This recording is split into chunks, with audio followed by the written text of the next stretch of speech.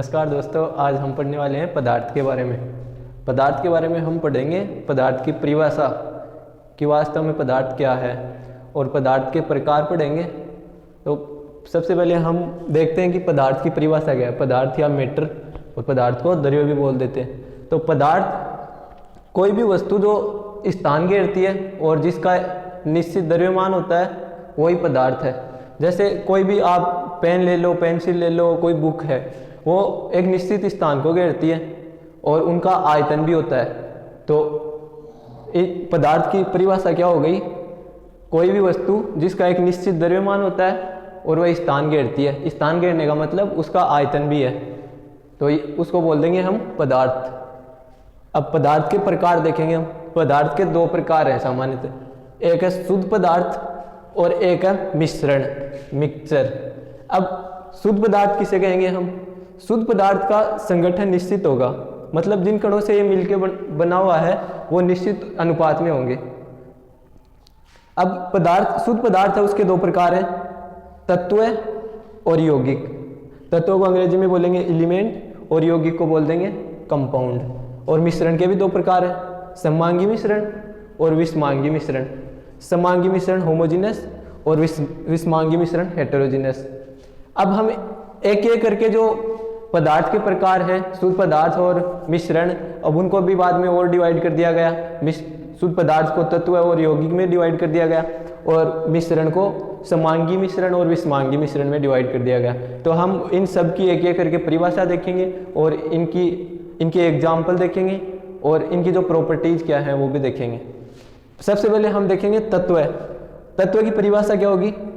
तत्व एक ही प्रकार के कणों से मिलकर बना होता है। जैसे सोना है, सोने में Au, सोने का प्रतीक होता है Au। तो जो हमने ये मान लिया कि 1 ग्राम 2 ग्राम जितना भी सोना लिया, तो सोने में किसके परमाणु है? Au परमाणु है सारे के सारे। तो सोना Au परमाणु से मिलकर बना हुआ है। तो इसकी परिभाषा क्या हो गई तत्व की? कि तत्व एक ही प्रकार के कणों से मिलकर बना होता है और ये कण अणु या परमाणु हो सकते हैं। जैसे हमने सोने में, चांदी, कॉपर, इनमें तो क्या है? अवयवी कण, परमाणु है। जबकि जैसे हमने ऑक्सीजन ले ली, तो ऑक्सीजन में, ऑक्सीजन सिलेंडर में ऑक्सीजन है, तो उसमें अवयवी कण क्या हो गए? अणु हो गए, क्योंकि ऑक्सीजन है वो O2 के रूप में पाई जाती है, उसका अस्तित्व O2 के रूप में होता है। तो O2 एक अणु है। तो हम समझ गए कि तत्व किसे कहते हैं? तत्व है एलिमेंट। तत्व एलिमेंट एक ही प्रकार के कणों से मिलकर बना होता है और वो कण अणु या परमाणु हो सकते हैं। एग्जाम्पल सोना, चांदी, कॉपर, ये हो गए। इसके बाद शुद्ध पदार्थ का ही एक प्रकार है। पहला प्रकार हमने पढ़ा तत्व है, दूसरा प्रकार है यौगिक, कंपाउंड। हम कंपाउंड की परिभाषा देखेंगे। कंपाउंड क्या है? कंपाउंड या यौगिक वह शुद्ध पदार्थ है जो 2 या 2 से अधिक तत्वों के मिलने से बनता है। और जो इनमें जो तत्व जिनके मिलने से बनेगा यौगिक, वो तत्व अलग अलग होंगे। और जिन अलग अलग तत्वों के मिलने से यौगिक बनेगा वो उन तत्वों के घटक एक निश्चित अनुपात में होंगे। जैसे हम इसमें हमने एग्जाम्पल लिया, जैसे H2O लिया, ग्लूकोज लिया, अमोनिया लिया। अब हमने यौगिक की परिभाषा क्या बोली कि इसमें यौगिक भिन्न प्रकार के तत्वों से मिलकर बना होता है और इन तत्वों का अनुपात निश्चित होता है, निश्चित अनुपात होता है। जैसे H2O है, तो H2O में 2 परमाणु तो हाइड्रोजन के हैं और 1 परमाणु ऑक्सीजन का है। तो अब हम चाहे कहीं से भी जल ले लें, चाहे वो रिवर का जल हो, चाहे वो बिस्लरी का हो, चाहे हमारा सामान्य कुएं का पानी हो, उसमें H2O का जल का केमिकल फॉर्मूला H2O ही रहेगा। और जो परमाणु है, जैसे हाइड्रोजन और ऑक्सीजन 2 तत्वों से मिलकर बना हुआ है, तो इसमें हाइड्रोजन के 2 परमाणु है और ऑक्सीजन का 1 परमाणु है। तो इनका अनुपात जल में 2:1 ही रहेगा, कहीं से भी चाहे जल ले लो। ऐसे ही जैसे ग्लूकोज है, ग्लूकोज भी एक यौगिक ही हो गया। ग्लूकोज में क्या है? जैसे ग्लूकोज का रासायनिक सूत्र है C6H12 और O6। अब इसमें कार्बन है, उसके 6 परमाणु है, हाइड्रोजन है, हाइड्रोजन की 12 परमाणु है और ऑक्सीजन के 6 परमाणु है। तो इनका अनुपात 1:2:1, 1:2:2 1 हो गया। तो ग्लूकोज का जो ग्लूकोज में जो परमाणु है कार्बन, हाइड्रोजन और ऑक्सीजन, उनका एक निश्चित अनुपात है। तो तत्वों के जो घटक हैं किसी भी यौगिक में, जिन तत्वों से मिलकर बना हुआ है यौगिक, उनका अनुपात निश्चित होगा। और इसके एग्जाम्पल हमने देख लिए, जल है, ग्लूकोज है, अमोनिया है। अमोनिया में भी एक नाइट्रोजन और 3 हाइड्रोजन के परमाणु हैं। तो दोबारा हम यौगिक की परिभाषा देखें। यौगिक भिन्न भिन्न तत्वों के 2 या 2 से अधिक घटकों के निश्चित अनुपात में मिलने से बनता है। मतलब तत्व, जैसे भिन्न भिन्न तत्व का मतलब इस ग्लूकोज में कार्बन, हाइड्रोजन और ऑक्सीजन, ये 3 अलग अलग तत्व हो गए। और इसमें एक ग्लूकोज अणु में 6 कार्बन है, 12 हाइड्रोजन है और 6 ऑक्सीजन है। तो जो तत्व हैं उनके तत्वों की परमाणु, उनकी संख्या अलग अलग है और उनका एक निश्चित अनुपात है ग्लूकोज में। ऐसे ही जल में। तो हमने यौगिक के बारे में समझ लिया है। अब यौगिक की एक महत्वपूर्ण फिजिकल प्रॉपर्टी है जिसको हम देख सकते हैं। जैसे यौगिक में क्या होता है कि जो यौगिक के गुणधर्म है ना, वो जिन घटक तत्वों से मिलकर यौगिक बना हुआ है उनसे अलग होते हैं। इसका क्या मतलब है? जैसे ये देखो,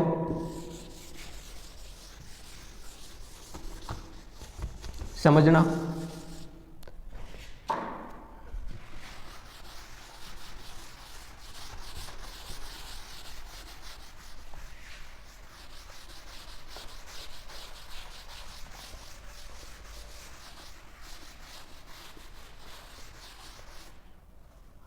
जैसे hydrogen gas plus half molecule oxygen gas, ये मिलके बनाते हैं जल का एक अणु। जबकि जल हमें पता है लिक्विड है। पहली बात तो देखो, मैंने बोला कि यौगिक है, यौगिक जिन घटक तत्वों से, जैसे जल है, जल एक यौगिक है और ये इसके घटक तत्व हो गए हाइड्रोजन और ऑक्सीजन। तो यौगिक, जल एक यौगिक है जो कि हाइड्रोजन और ऑक्सीजन से मिलके बना हुआ है। अब हम ये बोल रहे हैं कि जो यौगिक के गुणधर्म है वो उसके घटक तत्वों से भिन्न होंगे। इसका क्या मतलब है? जैसे हाइड्रोजन है, ये एक ज्वलनशील गैस है, ज्वलनशील गैस।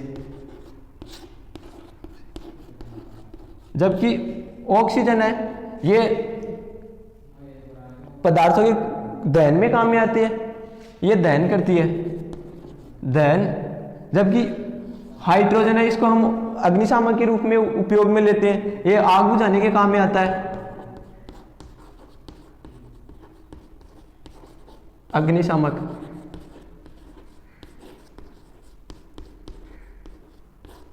तो अब देखो इनमें इनके जो घटक तत्व है उनकी प्रॉपर्टी देखो। हाइड्रोजन है वो ज्वलनशील गैस है, खुद जलती है, जबकि ऑक्सीजन है उसके द्वारा वो जलाने के काम में आती है।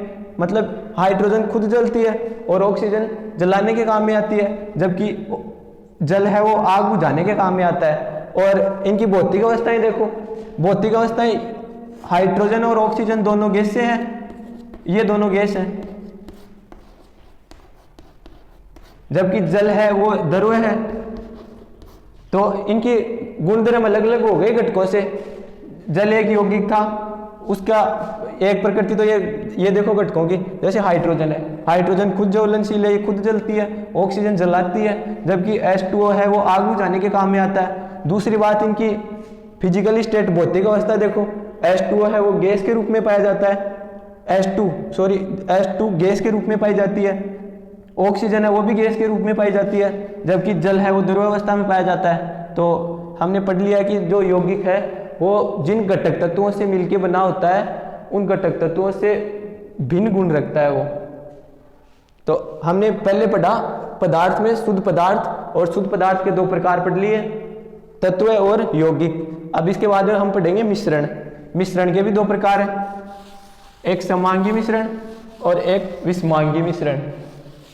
अब हम इनकी परिभाषा देखेंगे। समांगी मिश्रण की परिभाषा क्या है? समांगी मिश्रण, यह मिश्रण जिन घटकों से मिलकर बना होता है उनका संगठन मिश्रण में सभी जगह समान होता है। इसका मतलब क्या है? यह मिश्रण जिन घटकों से मिलकर बना होता है उनका संगठन। अब इसको एग्जाम्पल के थ्रू समझते हैं समांगी मिश्रण को। जैसे मान लो जल प्लस चीनी, हमने जल में चीनी मिलाई, तो जल में चीनी मिलाएंगे तो जल में चीनी को घोलेंगे तो वो पूरी तरह से घुल जाएगी, चीनी और पानी एक दूसरे में मिश्रित हो जाएंगे। अब मिश्रित हो गए तो हम जैसे ये मान लो किसी बर्तन में, ये एक गिलास ही मानो इसको, इसमें हमने चीनी और पानी का घोल बनाया। अब चाहे हम यहाँ देखें चीनी और पानी के संगठन को, चाहे यहाँ देखें, चाहे कहीं भी देखें, यहाँ भी जो घोल है उसको देखेंगे, चाहे यहाँ के घोल को देखेंगे, चाहे यहाँ के घोल को देखेंगे, हर जगह जल और जो चीनी है वो आपस में एक दूसरे में मिश्रित है और पूरी तरह से एक दूसरे में घुले हुए हैं। मतलब जैसा संगठन यहाँ है, इसको ए मान लो, इसको बी पॉइंट मान लो, इसको सी पॉइंट, तो जैसा संगठन ए पॉइंट पर है जल और चीनी का, वैसा ही बी पर होगा और वैसा ही सी पर होगा। तो समांगी मिश्रण का मतलब यह है कि मिश्रण जिन घटकों से मिलकर बना हुआ है उनका संगठन मिश्रण में सभी जगह समान होता है।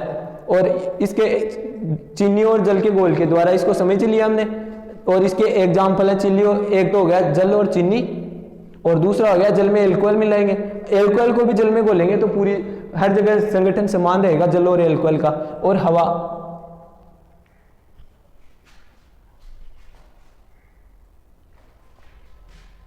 हवा का मतलब जैसे हमने किसी जगह की वायु ली तो उसमें ऑक्सीजन और नाइट्रोजन गैस है, या वातावरण में जितनी भी गैस है तो वो आपस में घुली हुई एकदम से मिश्रित हुई होंगे।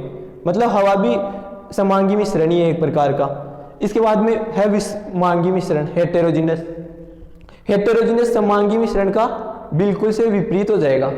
मतलब विषमांगी मिश्रण में क्या है, समांगी मिश्रण में तो जो घटक थे वो आपस में एकदम से घुल गए थे और पूरे के पूरे मिश्रण में घटकों का संगठन था वो एक जैसा था। जबकि विषमांगी मिश्रण में जैसे हमने जल में रेत मिलाई तो इसमें क्या होगा, रेत में जो छोटे छोटे कण हैं जो तैर सकते हैं वो पानी के ऊपर आ जाएंगे।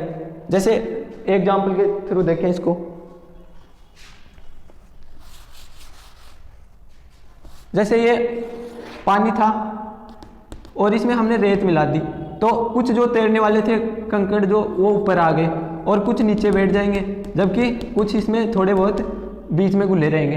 तो इसमें ऊपर का जो संगठन है पदार्थों का, रेत और जल का, वो अलग हो गया, यहाँ कुछ और अलग हो गया और नीचे अलग हो गया।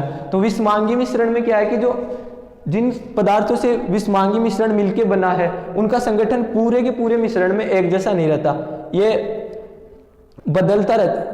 अगर हम मिश्रण में अलग अलग जगह इनके संगठन को देखें तो हमें अलग अलग मिलता है। तो हमने परिभाषाएं देख ली, एग्जाम्पल देख लिए और इनकी परिभाषाओं को समझा। जैसे पदार्थ था, पदार्थ के दो प्रकार हो गए, शुद्ध पदार्थ और मिश्रण। मिश्रण के दो प्रकार हैं, समांगी और विषमांगी, इनकी परिभाषा देख ली। और शुद्ध पदार्थ के दो प्रकार, तत्व और यौगिक, उसकी परिभाषा देख ली। अब हम थोड़ा इनमें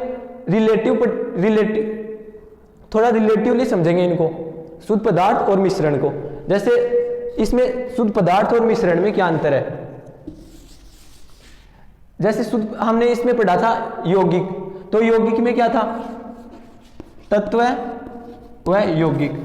यौगिक में क्या था कि जो जिन घटकों से मिलके बना हुआ उनका एक निश्चित अनुपात था। जैसे ग्लूकोज है C6H12O6, तो इनमें कार्बन हाइड्रोजन का एक निश्चित अनुपात है, 1:2:1 में है। जबकि मिश्रण में क्या होगा, मिश्रण में जिन घटकों से मिलके बना हुआ उनका अनुपात निश्चित नहीं होगा। जैसे हमने ये समांगी मिश्रण का एक एग्जाम्पल देखा था, जल और चीनी।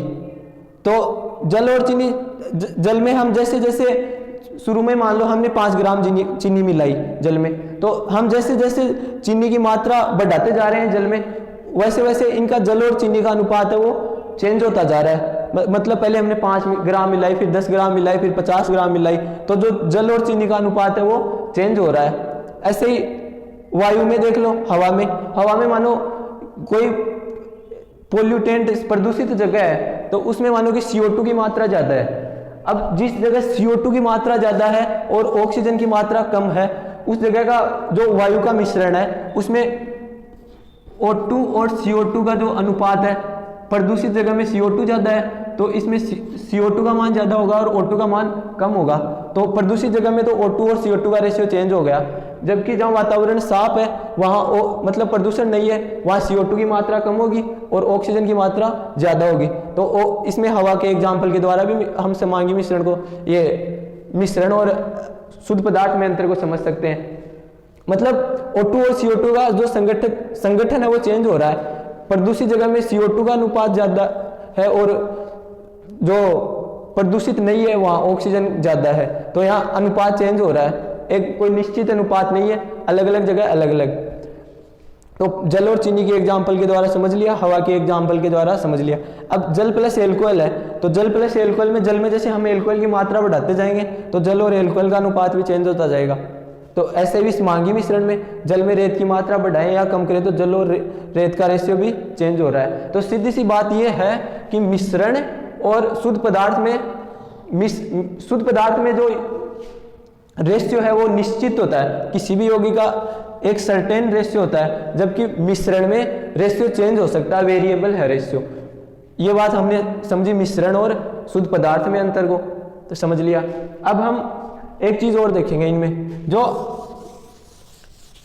शुद्ध पदार्थ है उनको इनके पृथक करने की विधियां, जैसे कुछ भौतिक विधियां हैं, जैसे क्रिस्टलन है, आसवन है या छानकर। तो हम जो शुद्ध पदार्थ है उनको भौतिक विधियों के द्वारा पृथक नहीं कर सकते, क्योंकि वो एक दूसरे में पूर्णतया मिश्रित हो जाते हैं।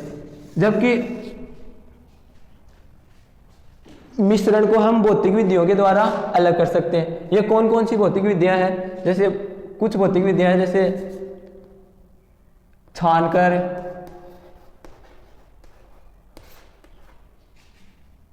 आसवन द्वारा और क्रिस्टलन।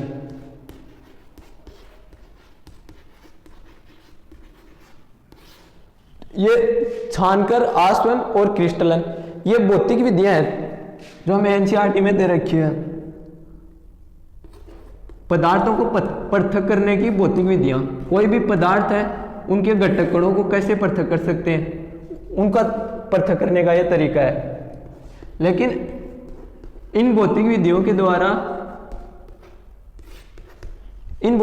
द्वारा हम शुद्ध पदार्थों को पृथक नहीं कर सकते।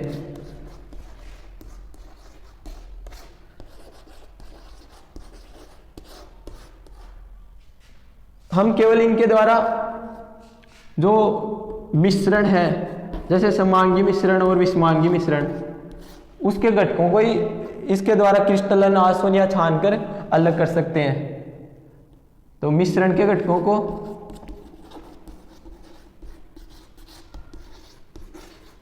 उपरोक्त विधियों द्वारा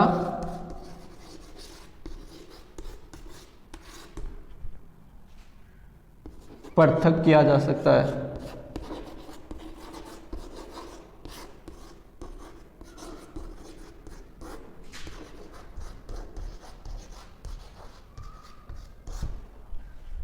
अब हमने देख लिया कि किनको हम पृथक कर सकते हैं और किनको नहीं कर सकते। हमने ये देखा कि जो शुद्ध पदार्थ है उनको भौतिक विधियों के द्वारा पृथक नहीं कर सकते। शुद्ध पदार्थ जैसे यौगिक है, यौगिक को अलग अलग घटकों में, उनके घटकों को, जैसे जल है, जल को H2O और H2 गैस और ऑक्सीजन गैस में अलग अलग इन विधियों के द्वारा हम पृथक नहीं कर सकते। इनके लिए विशेष रासायनिक विधियों की जरूरत पड़ती है यौगिक के घटकों को पृथक करने के लिए। तो वो रासायनिक विधियां उपयोग में लेंगे इनको शुद्ध पदार्थों को पृथक करने के लिए। तो हमने पदार्थ के बारे में देखा।